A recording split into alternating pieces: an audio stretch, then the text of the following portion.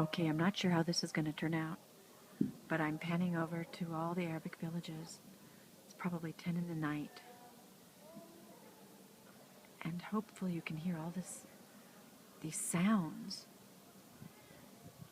It's the mosque, and you can hear the city noise, just like in my own backyard.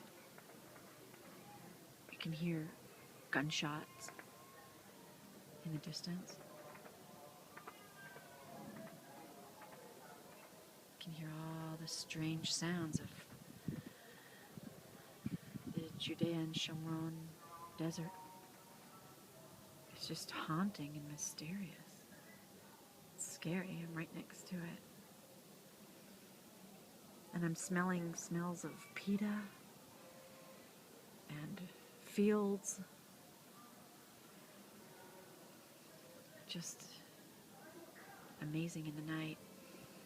These interesting smells and sounds and things coming over the valley right into the balcony that I'm standing on. That's it.